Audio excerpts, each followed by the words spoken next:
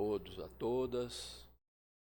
E de início quero expressar a minha grande alegria de poder, no primeiro domingo do ano de 2020, estar aqui com vocês, para nós termos a oportunidade de fazermos algumas reflexões muito importantes sobre esse livro, o Livro dos Espíritos, né? Que é feito o estudo na sequência, e nós estamos já quase ao final. Mais alguns domingos nós terminaremos o livro. Então aí acabou? Não, esse livro não se acaba a leitura dele nunca, porque ele traz conhecimentos, informações muito importantes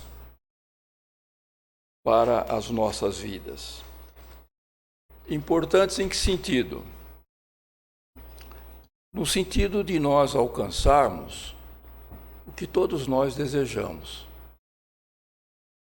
O que a gente deseja nas últimas consequências?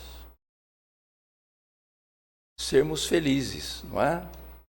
Todos nós vivemos para sermos felizes. É um ideal, é um objetivo que nos preocupa a todos. E esse livro, ele nos dá orientações sobre o que é a vida, a realidade da vida, o valor, a importância, não só do momento que nós vivemos, porque a maioria das pessoas se preocupam com a vida no momento que está vivendo, como se a vida toda se resumisse ao momento. Outros avançam um pouco mais e se preocupam com a vida apenas no mundo físico. Então, enquanto nós tivermos esse tipo de pensamento, e consequentemente, tendo o pensamento, nós temos a vivência, nós seremos infelizes.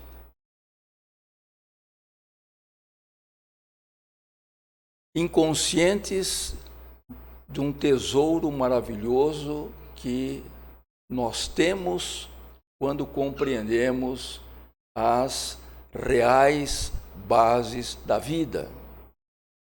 A nossa caminhada mais segura, mais firme no mundo material, mas sem desconsiderarmos a essência de cada um de nós, que é espiritual.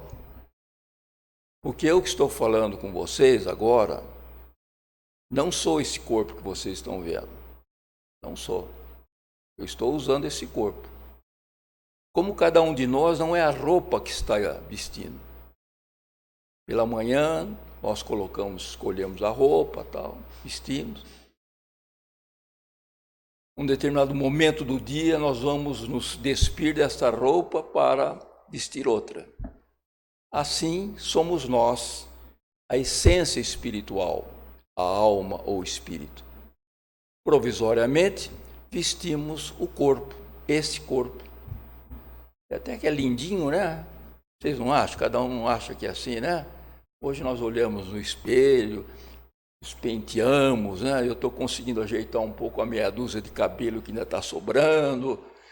As mulheres capricham mais, né? A mulher é mais sensível, ela é mais sensível à estética, à arte.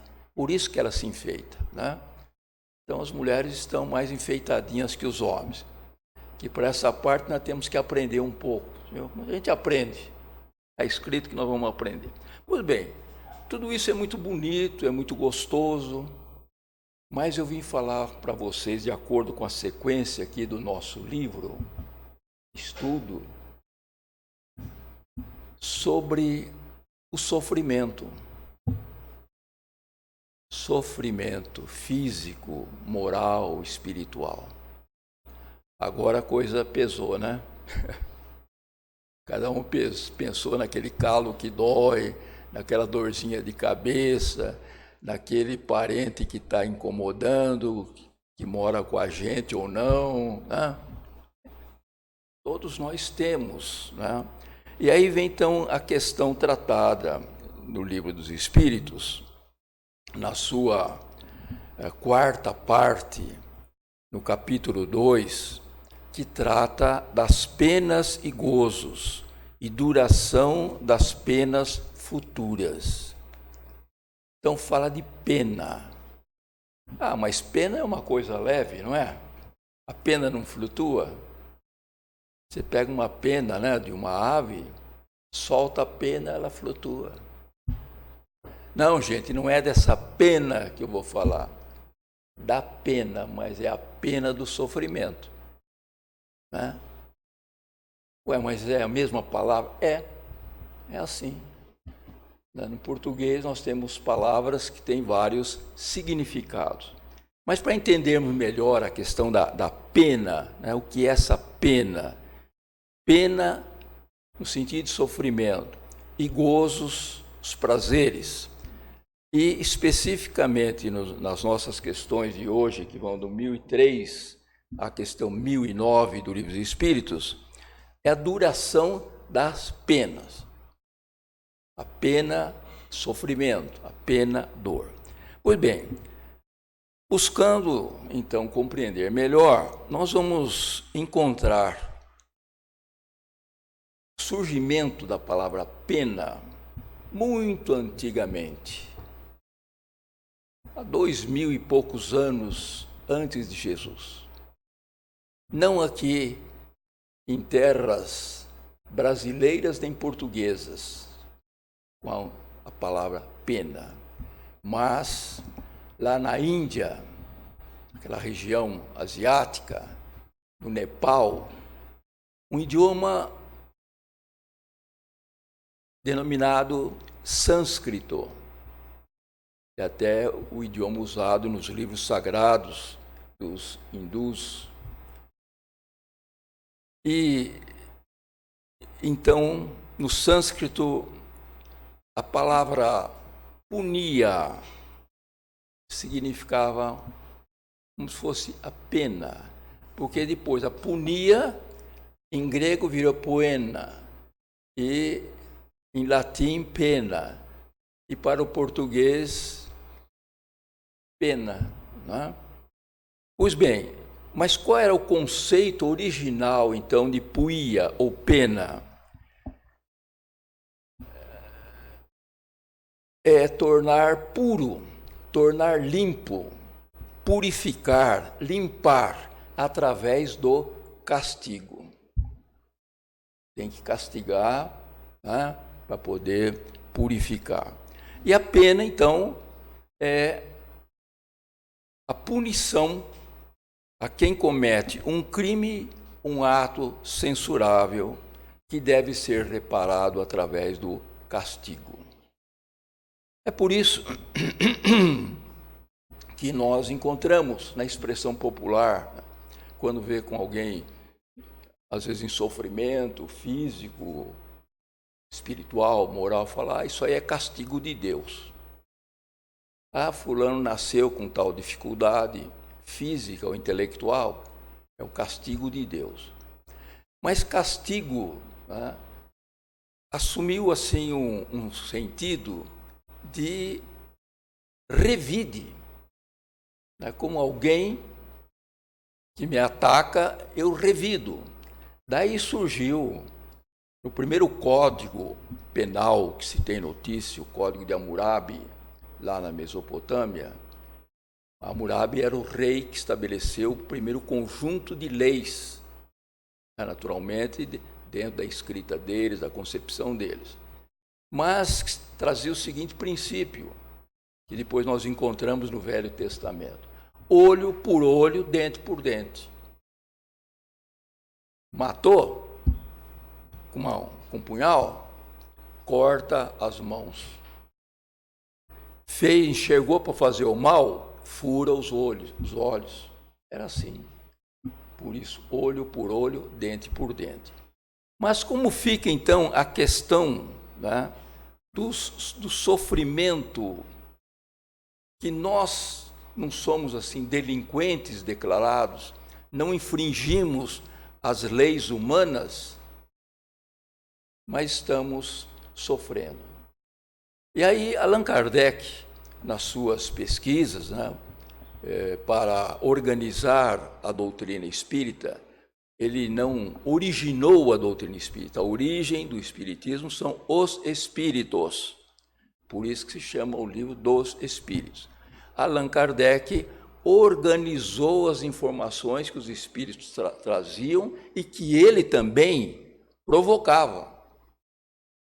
Então ele estabeleceu o processo dialógico, né, do diálogo entre ele e os mentores espirituais, sob a coordenação do Espírito Verdade. Pois bem, com relação à duração das penas, dos sofrimentos, né, que o ser humano tem que passar, que nós temos que passar, a questão 1003 diz o seguinte: Deus dirige sua criação com sabedoria e amor, através das suas leis. Então, fulano fez tal coisa, então Deus viu e castigou. Deus é que quis porque ele fez isso. Não, não é assim. Esse poder supremo, que o Espiritismo define como a inteligência suprema, quer dizer, a maior inteligência, e a causa originária de todas as coisas. Então, esse engenheiro sideral cósmico, que nós conseguimos definir com uma palavrinha muito simples, Deus. E Jesus definiu de uma maneira mais afetiva, sentimental, Pai Nosso. É o que nós podemos, por enquanto, entender dele. Então, mas este ser dirige a criação por leis, sabe? Leis. Por exemplo, a lei da impenetrabilidade da matéria na faixa vibratória, né, das moléculas em que nós nos encontramos. Então, dois corpos não podem ocupar o mesmo espaço no mesmo instante. Mas eu sou teimoso, viu, André? Eu quero enfiar minha mão aqui através dessa mesa. E por que eu não posso? Se eu quero. Posso, não posso? Tentar. E eu tento. Aí, não passou. Mas eu tenho mais força. Aumentei. Não passou. Mais um pouco. Não passou. Mas está começando a me doer o dedo. Eu estou infringindo uma lei divina. Deus, você está fazendo isso? Eu falei que não é para enfiar o dedo na mesa. Não, é uma lei. Então, à medida que eu vou infringindo esta lei, eu tive um parente que no momento de exaltação, numa discussão, ele foi tão assim, incisivo, que deu um murro na mesa e fraturou a falange. Né? Que azar, né? Puxa, o que foi acontecer? Sim, aconteceu por imprudência dele. Ele desafiou essa lei da impenetrabilidade dos corpos, né, materiais, no plano de vibração que nós temos, porque no plano espiritual é diferente. Pois bem, então, Deus dirige através de leis. Bom, mas então por que Deus dirige através de leis? E aí foi dito por leis sábias e amorosas. Se está impondo sofrimento. Aí é que vem a importância do conhecimento da doutrina espírita, para nos colocar dentro do campo do entendimento, da lógica, a respeito da vida que nós vivemos, que muitas vezes parece realmente ser incoerente. Então nós vamos ter, por base, de acordo com a informação da doutrina espírita, que todos nós, todos os espíritos foram criados igualmente, sem protecionismo, sem classes diferentes, seres humanos, anjos, arcanjos, diabos, satanás. Não, nós somos tudo isso. Porque fomos criados todos igualmente dentro da justiça e do amor divino, simples e ignorantes. Simples por desconhecer. Não, ignorantes por desconhecer. Simples porque não fomos criados como personalidades complexas. O espírito Einstein não foi criado espírito Einstein. Einstein é um espírito que tem uma longa caminhada na área da ciência. Fomos criados, então, simples e ignorantes, mas o amor divino também determinou para todos nós, sem exceção. Se houver uma exceção, Deus é injusto, e Deus não pode ser injusto. Que todos nós atingiremos a felicidade plena possível ao espírito humano. Todos nós. Como é que faz essa caminhada? Essa caminhada se faz através das nossas vivências. No plano físico em que nós estamos e no plano espiritual, de onde nós viemos em diferentes anos. Eu deixei esse plano espiritual há 82 anos atrás, já estou um tempinho aqui, né? E aí, o outro lado da banda está se aproximando. Então, nesta caminhada no plano físico, né, e no plano espiritual, nós vamos tendo vivências que essas vivências são o nosso comportamento.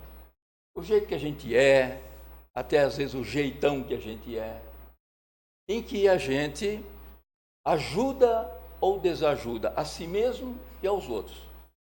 Quando nós nos desajudamos ou desajudamos os outros, nós dizemos que infringimos a lei divina.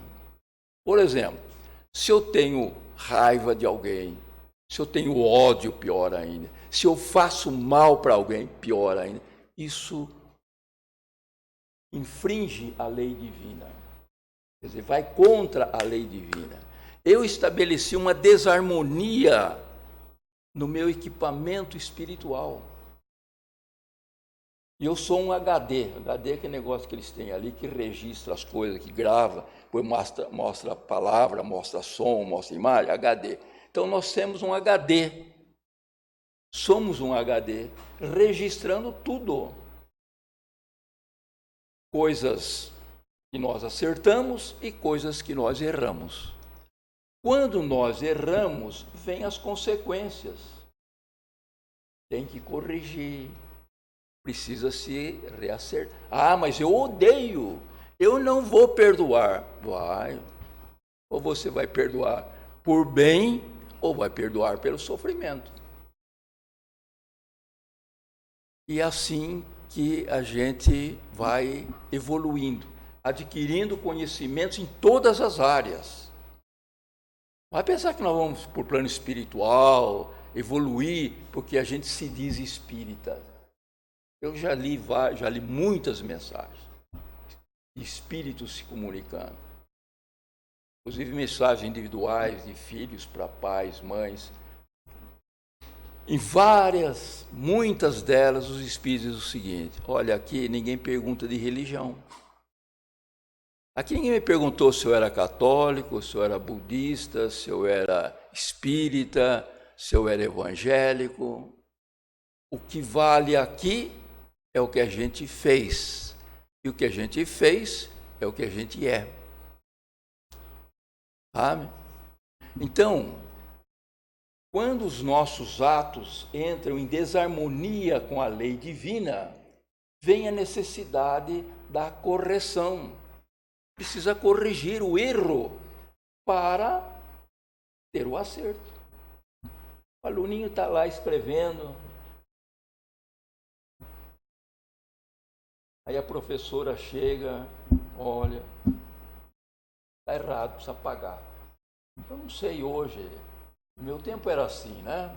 Imagine quantos anos. Hoje, se a professora ainda tem autoridade para falar para o aluno que tem que apagar porque está errado e fazer de novo. Ainda tem, né?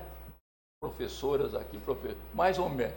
Tem uma autoridade de ensino aqui com a gente, duas, aliás, então assim, né? Porque naquele tempo não, o professor chegou, apaga aqui, está errado. Escreveu a palavra casa com Z é com S. Para guardar isso, vai fazer cópia 10 vezes. Hoje acho que é antipedagógico. A coisa mudou muito, né? Mas não interessa. O erro tem que ser corrigido. Então a professora faz aquilo por mal. Eu vou judiar desse molequinho aí. Vou fazer esse Ailton aprender a escrever casa 10 vezes. Se não aprender com 10, ele vai escrever. Vou mandar fazer 20. Até ele aprender a fazer. E hoje vocês sabem que eu escrevo casa certinho?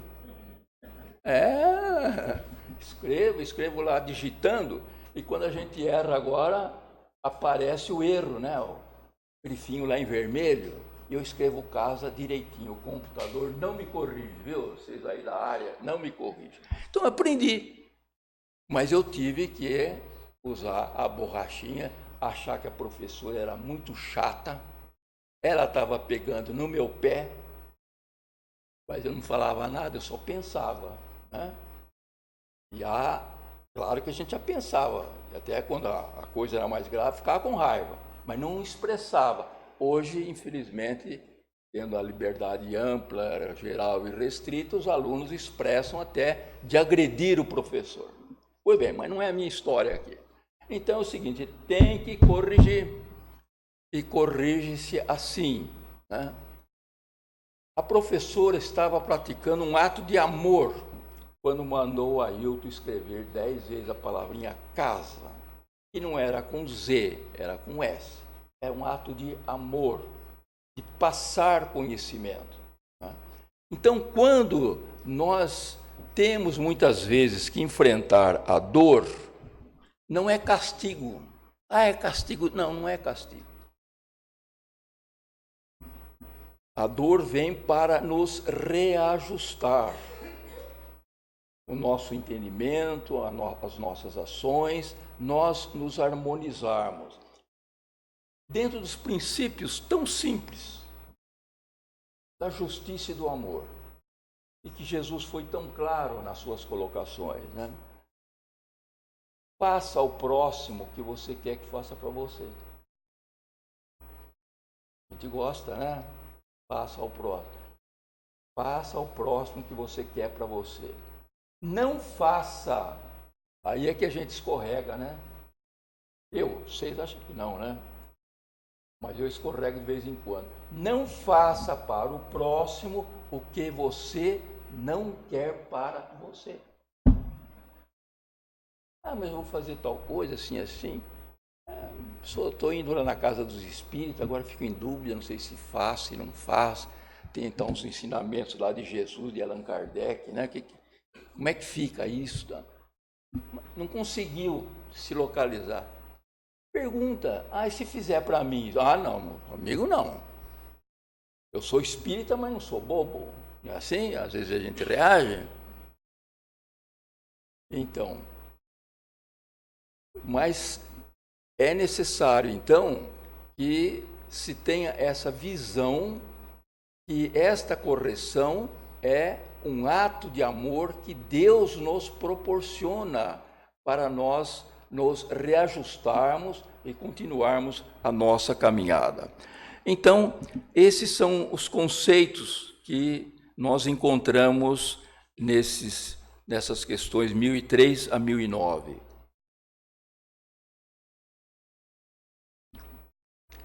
A duração do sofrimento do culpado, de acordo com a visão espírita, ela não é eterna, porque aí seria um exagero. Deus criou um ser imperfeito, somos nós.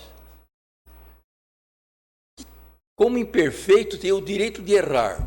E se errar, vai ser punido eternamente. Vocês já imaginaram o Ailton escrevendo até hoje? Casa com S, casa com S. Não, mas não é só agora não, até hoje não, vai ser eternamente, você vai ficar escrevendo casa. Mas vai judiar assim, né? Será que Deus quer judiar de nós? Não. Então, os espíritos explicaram para Kardec, nas suas curiosidades, a duração do sofrimento do culpado é proporcional ao tempo para se melhorar. À medida que se aperfeiçoa, os sofrimentos diminuem. Olha que coisa lógica, né? Quando a Ailtinho mostrou para a professora que ela mandou ele escrever, né, a casa, e hoje eu estou na casa dos espíritas, maravilha, né? Ele escreveu casa com S. Que bom, meu filho, que bom, você aprendeu. Passou a mão na cabecinha dele, ele ficou feliz, ele não ia sofrer mais, escrevendo casa. Nós precisamos aprender a escrever casa, para poder deixar de continuar fazendo cópia da casa. Quer dizer, vamos aprender com o sofrimento.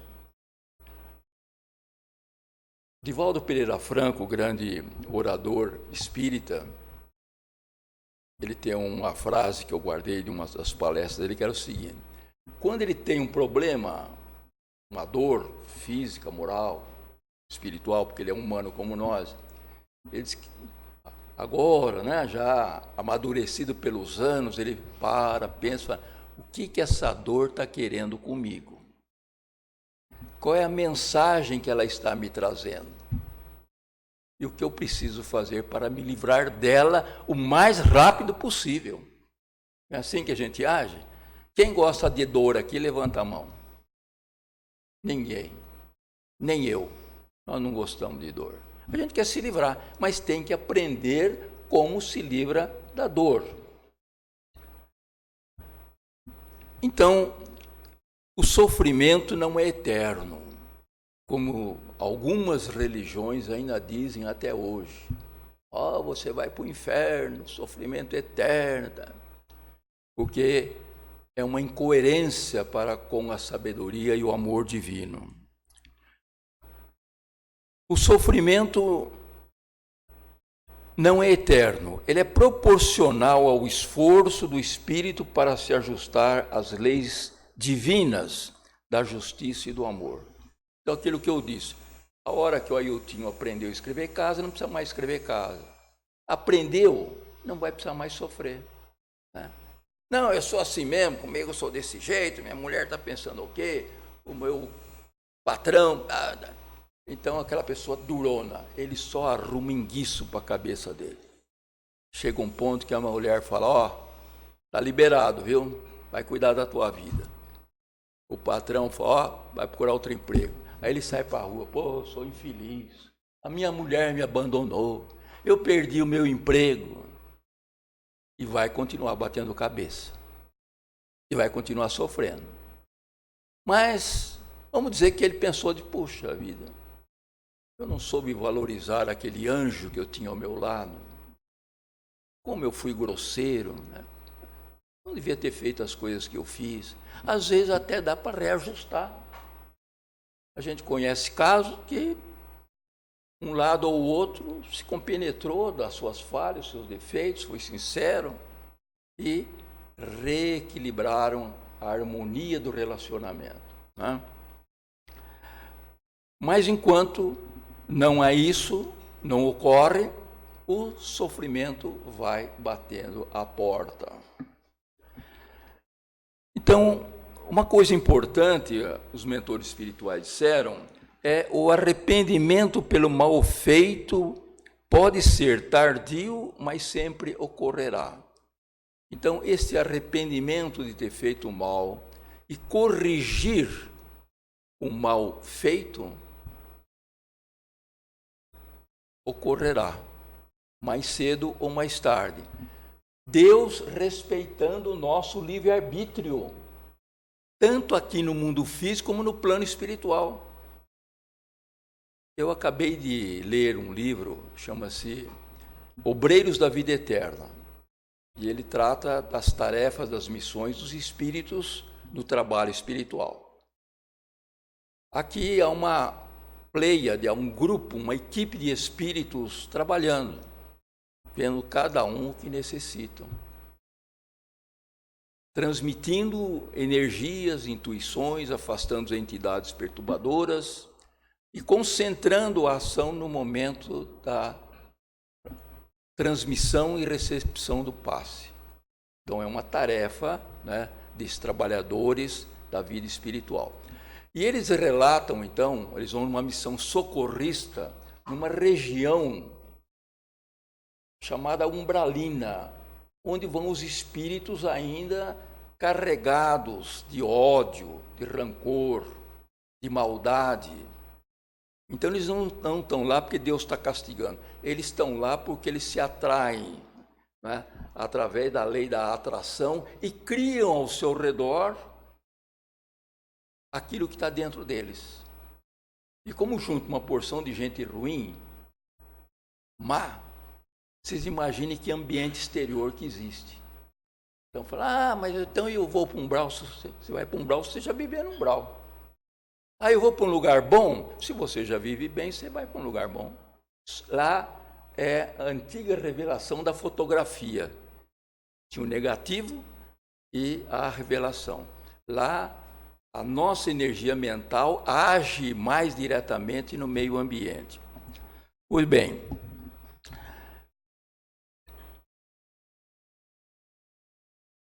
então, esses espíritos foram socorrer entidades que estavam numa região de sofrimento. Não socorreram todos, poucos foram socorridos. Puxa, mas que maldade, né? Vai lá para socorrer e não socorre. Por quê? O socorrido precisa querer ser socorrido, ser amparado, ser ajustado. E a maioria daquele grupo ainda queria sair de lá sem descarregar, sem reconhecer a raiva, o ódio, tudo aquilo que eles fizeram de errado enquanto encarnados.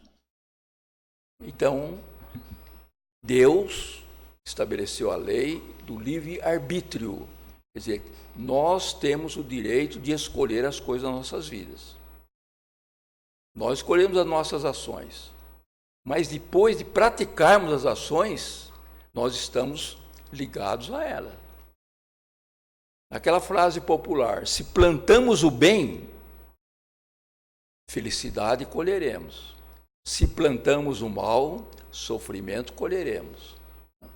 Então, é necessário que o espírito, encarnado ou desencarnado, deseje diminuir o seu sofrimento. A duração da pena, pois, depende do espírito e ele, enquanto ele estiver rebelde, ele vai sofrer. Mas se ele pretender melhorar a sua situação, ele deixará de sofrer proporcionalmente.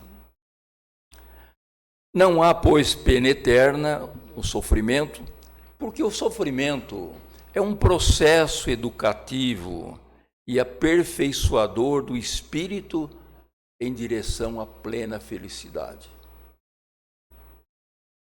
Então vejam bem, vamos ser inteligentes. Vamos afastar de nós a dor o mais rápido possível, seja ela qual for. Mas vamos aprender a compreender a dor. Como disse Divaldo, que mensagem essa dor está me trazendo? E ela traz para a gente aprender a humildade, a tolerância, a solidariedade, a compreensão. Ela traz uma mensagem.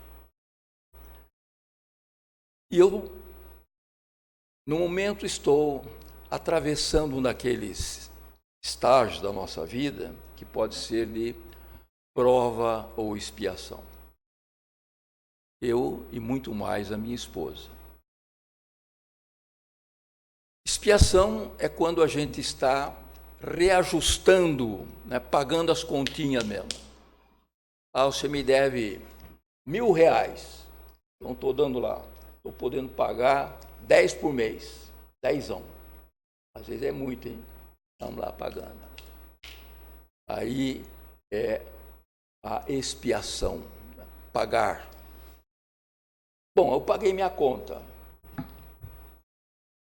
Aí eu recebo uma oportunidade, eu que durante algum tempo, nesta encarnação ou outras encarnações, fui caloteiro. Eu vou trabalhar com o dinheiro dos outros, trabalhar no banco, vou trabalhar numa financeira, eu vou ter dinheiro na minha mão, será uma prova. Ah, mas esse dinheiro, puxa, se eu tirar um pouquinho daqui, ninguém vai perceber, né?